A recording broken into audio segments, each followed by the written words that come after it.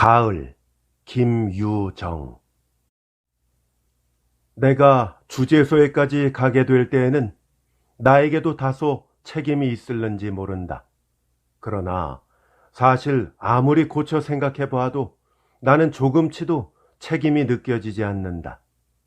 복만이는 지 아내를, 여기가 퍽 중요하다, 지 아내를 지 손으로 직접 소장사에게 판 것이다. 내가 그 아내를 유인해다 팔았다거나 혹은 내가 복만이를 꼬셔서 서로 공모하고 팔아먹은 것이 절대로 아니었다.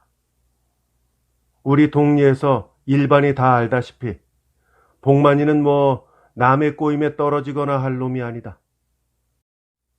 나와 저와 비록 격장, 즉 담 하나 사이에 두고 가깝게 살고 흉엄을 없이 지내는 이런 터이지만 한 번도 자기의 속을 터놓고 말해본 적이 없다. 하기야 나쁜 일이야.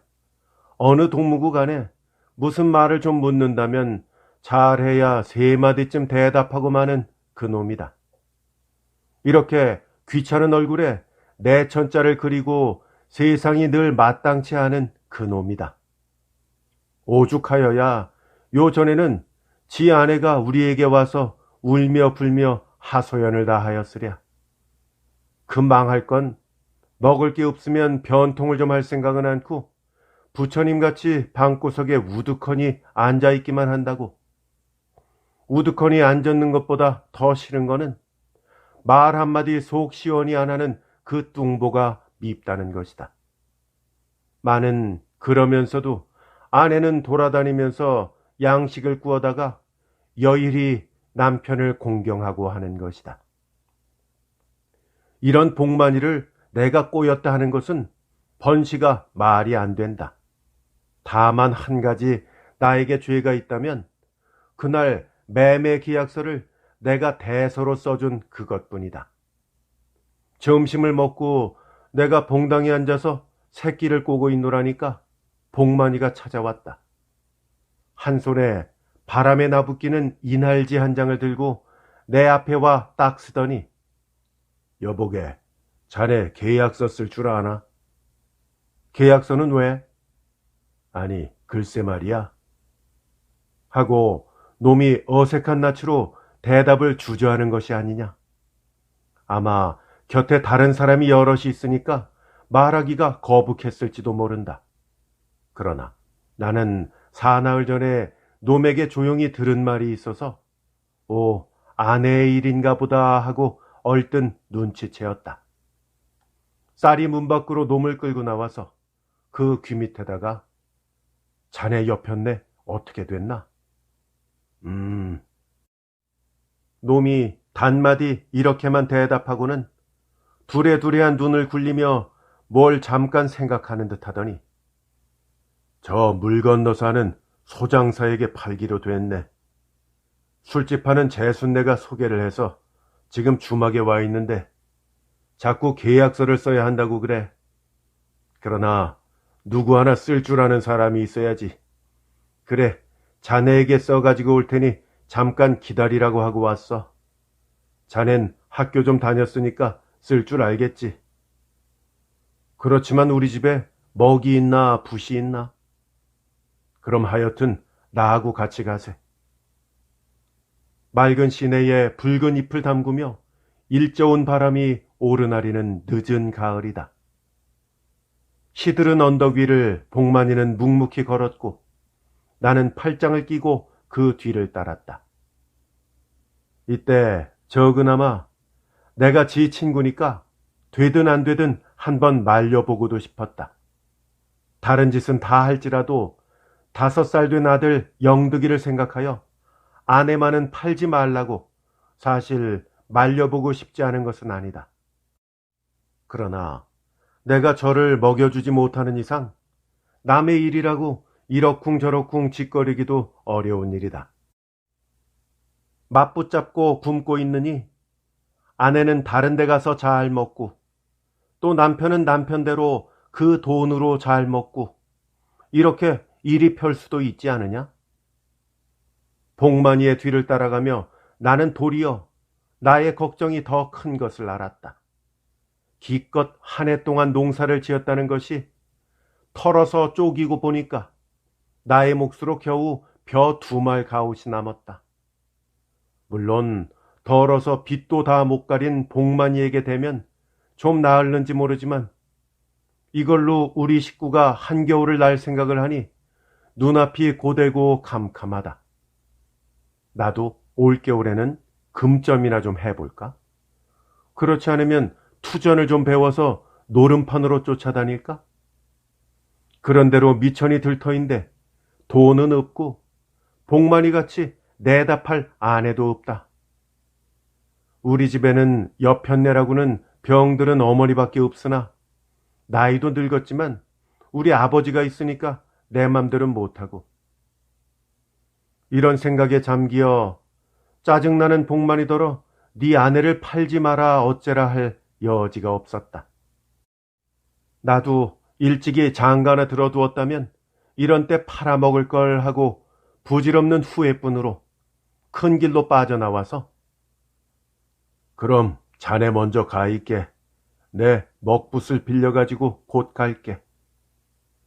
벼로 섞건 있어야 할걸? 나 혼자 밤나무 아래 술집을 터덜터덜 찾아갔다.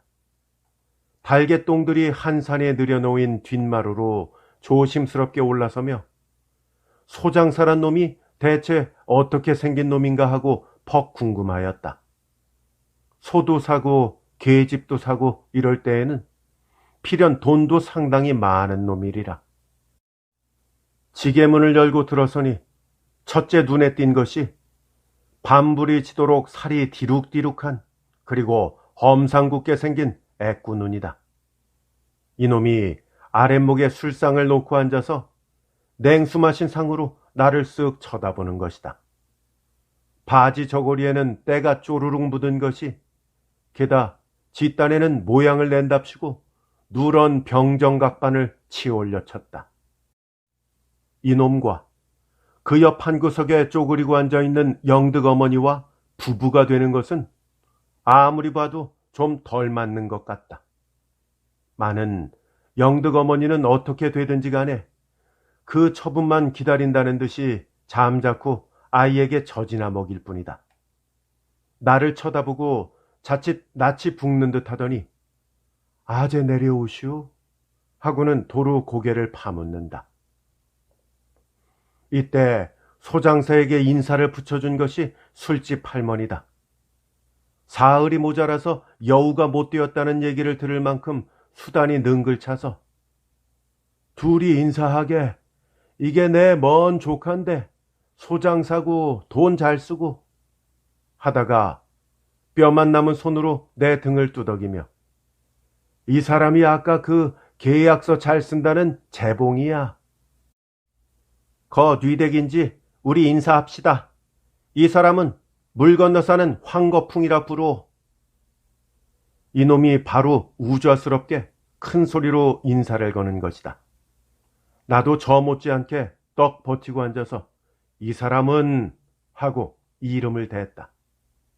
우리 아버지도 10년 전에는 땅마직이나 족히 있었단 것을 명백히 일러주니까 그건 안 듣고 하는 수작이 계약서를 써달라고 불렀는데 수고로 오나 하나 잘 써주기요. 망할 자식, 이건 아주 딴소리다. 내가 친구 복만이를 위해서 왔지 그래 내깟 놈의 명령에 왔다 갔다 할 겐가? 이 자식 무척 시큰둥하구나 생각하고 낯을 찌푸려 모로 돌렸으나 우선 한잔 하기요 하길래 두 손으로 얼른 안 받지도 못할 노릇이었다. 복만이가 그 웃음 잊은 얼굴로 시근거리며 달겨들 때에는 벌써 나는 석 잔이나 얻어먹었다.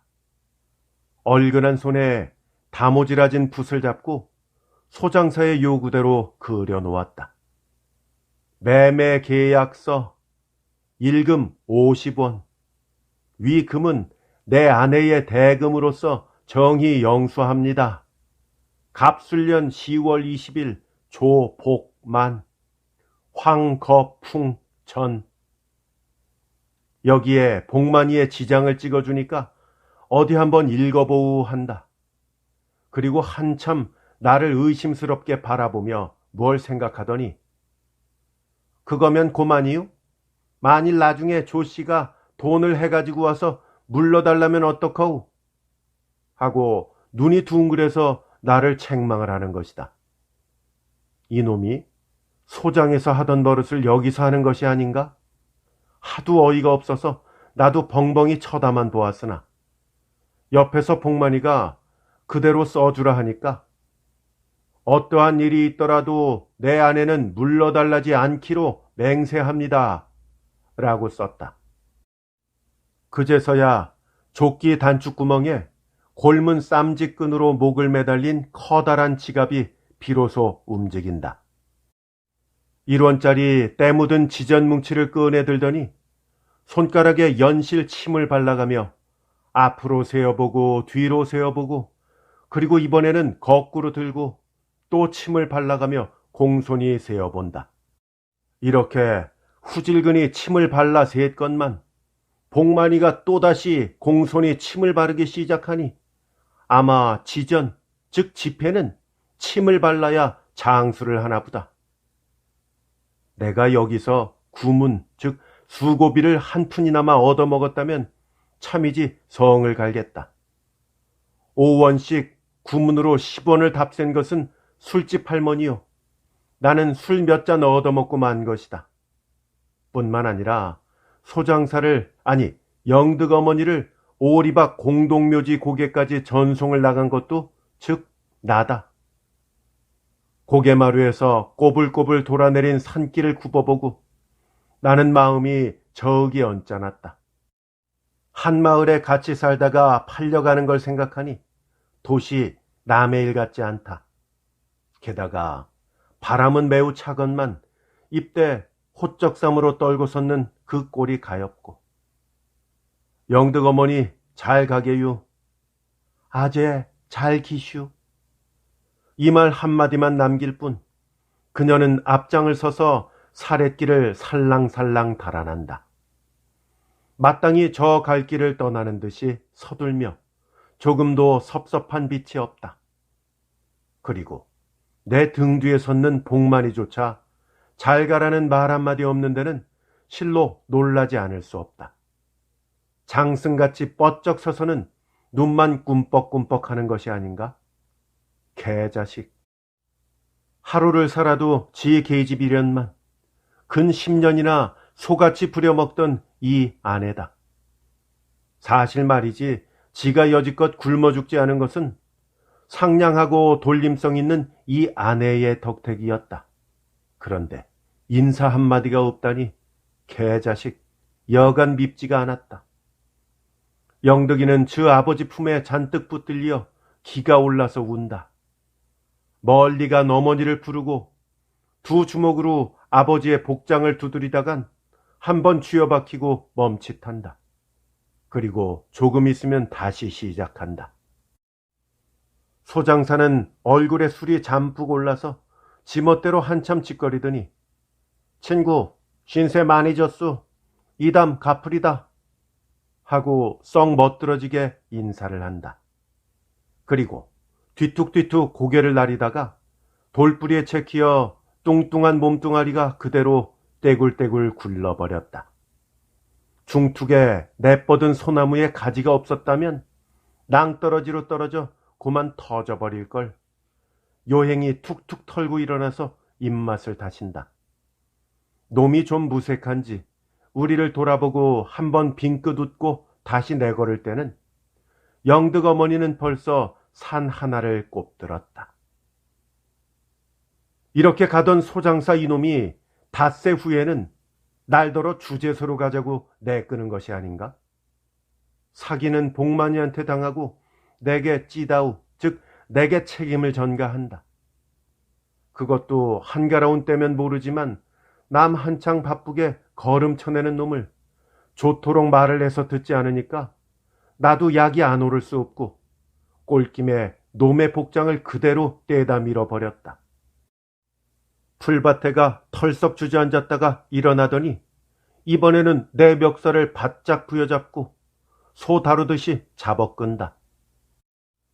내가 구문을 받아 먹었다든지 또는 복만이를 내가 소개했다든지 하면 혹 모르겠다. 계약서 써주고 술 몇 잔 얻어먹은 것밖에 나에게 무슨 죄가 있느냐? 놈의 말을 들어보면 영득 어머니가 간지 나흘 되던 날, 즉 그저께 밤에 자다가 어디로 없어졌다. 박는 날에는 들어올까 하고 눈이 빠지게 기다렸으나 영 들어오질 않는다. 오늘은 꼭두 새벽부터 사방으로 찾아다니다가 비로소 우리들이 짜고 사기를 해먹은 것을 깨닫고 지금 찾아왔다는 것이다. 지 아내가 간 곳을 가르쳐 주어야지 그렇지 않으면 너와 죽는다고 애꾸 낯짝을 들이대고 이를 푹 갈아 보인다. 내가 팔았단 말이오? 날 붙잡고 이러면 어떻게 할 작정이오? 복만이는 달아났으니까 너는 간 곳을 알겠지. 니들이 짜고 날 고랑 때 골탕을 먹였어. 이놈의 새끼들. 아니, 복만이가 달아났는지 혹은 볼 일이 있어서 어디 다니러 갔는지 지금 어떻게 한단 말이오? 말 마라. 술집 아주머니에게 다 들었다. 또 속이려고 요 자식. 그러고는 나를 논둑에다 한번 매다 꽂아서는 흙도 털새 없이 다시 끌고 간다. 술집 아주머니가 복만이 간 곳은 내가 알 터이니 가보라고 했다나? 구문 먹은 걸 도로 돌려놓기가 아까워서 자기 책임을 내게로 떠민 것이 분명하다. 이렇게 되면 소장사 듣기에는 내가 마치 복만이를 꼬셔서 아내를 팔게 하고 뒤로 은근히 구문을 뗀 꼴이 되고 만다. 하기는 복만이도 그 아내가 없어졌다는 날, 즉 그저께 어디로인지 없어졌다. 짜장 도망을 갔는지 혹은 볼 일이 있어서 일갓집 같은 데 다니러 갔는지 그건 자세히 모른다. 그러나 동리를 돌아다니며 아내가 구워온 양식, 돈푼, 이런 자질해한 빈량을 다 돈으로 갚아준 그다. 달아나기에 충분할 아무 죄도 그는 갖지 않았다. 영덕이가 밤마다 엄마를 부르며 악장을 치대니 복이 딱하여 저 큰 집으로 맡기러 갔는지도 모른다. 며칠 전 저녁에 복만이가 우리 집에 왔을 때에는 어디서 먹었는지 술이 거나하게 취했다. 안뜰로 들어오더니 막걸리를 한 병 내놓으며 이거 자네 먹게. 이건 왜 사와? 하여튼 출출한데 고마우이. 하고 나는 부엌에 내려가 술잔과 짠지 쪼가리를 가지고 나왔다. 그리고 둘이 봉당에 걸터 앉아서 마시기 시작하였다. 술 한 병을 다 치고 나서 그는 이런 이야기 저런 이야기 짓거리더니 내 앞에 돈 1원을 꺼내놓는다. 저번에 수고를 끼쳐서 그 예일세. 예라니?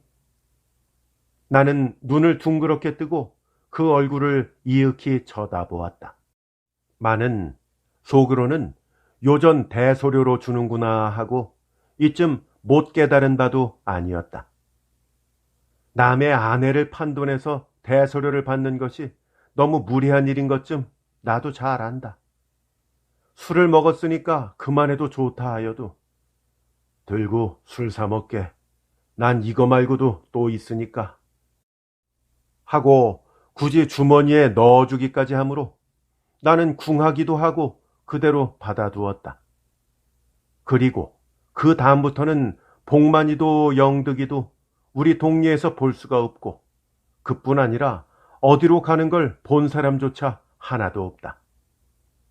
이런 복만이를 소장사 이놈이 날더러 찾아놓으라고 명령을 하는 것이다. 멱살을 숨이 갑갑하도록 바짝 매달려서 끌려가자니 마을 사람들이 몰려서서 구경을 하고 없는 죄가 있는 것처럼 얼굴이 확확 달아오른다. 큰 개울가까지 왔을 적에는 놈도 좀 열적은지 슬며시 놓고 그냥 걸어간다. 내가 반항을 하든지 해야 저도 독이 올라서 욕설을 하고 곁고 틀고 할 텐데 내가 고분이 붙들려 가니까 그럴 필요가 없다. 저의 원대로 주제소까지 가기만 하면 그만이니까. 우리는 아무 말 없이 앞서고 뒤서고 10리길이나 걸었다. 깊은 산길이라 사람은 없고 앞뒤 산들은 울긋불긋 물들어 가끔 쏴하고 낙엽이 날린다. 뉘엿뉘엿 넘어가는 석양에 먼 봉우리는 자줏빛이 되어가고 그 반영에 하늘까지 불화하다. 험한 바위에서 이따금 돌이 굴러내려 웅덩이에 맑은 물을 휘저놓고 퐁 하는 그 소리는 실로 쓸쓸하다. 이 산에서 숫꿩이 푸드득, 저 산에서 암꿩이 푸드득, 그리고 그 사이로 소장사 이놈과 나와 노량으로 느릿느릿 허위적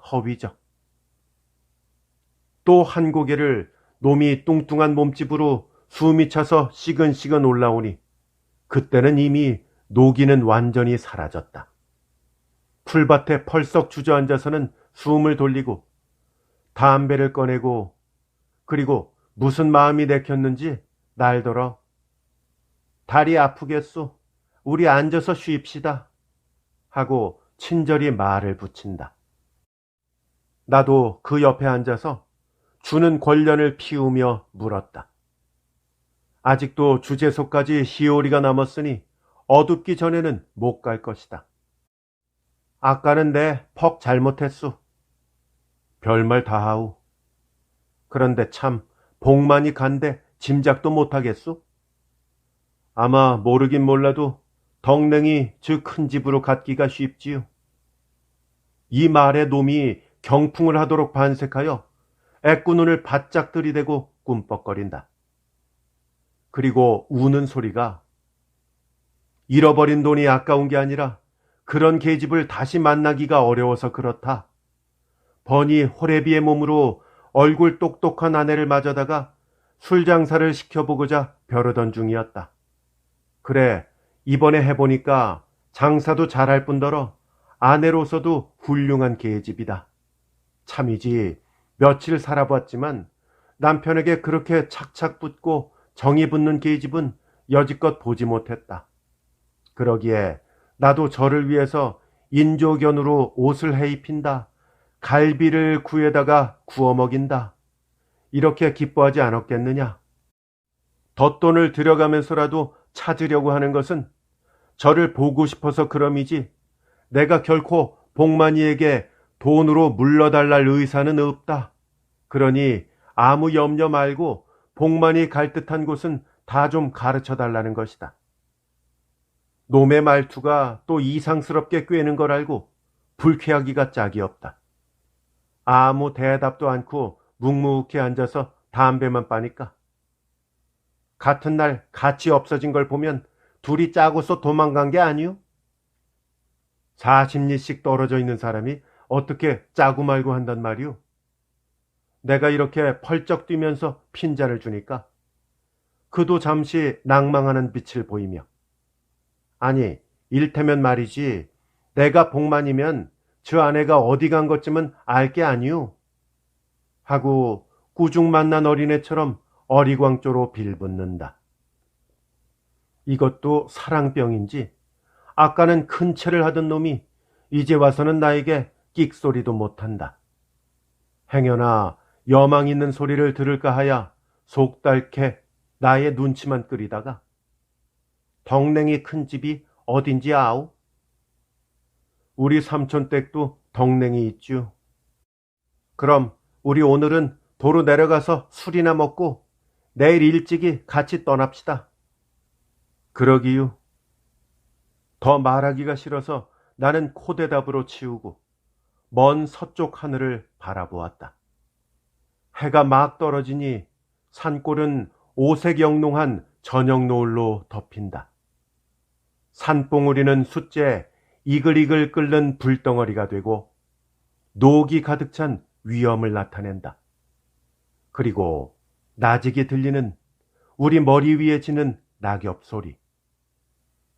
소장사는 쭈그리고 눈을 감고 앉았는 양이 내일의 계획을 세우는 모양이다. 나는 아무리 생각하여도 복만이는 덕냉이 저 큰 집에 있을 것 같지 않다.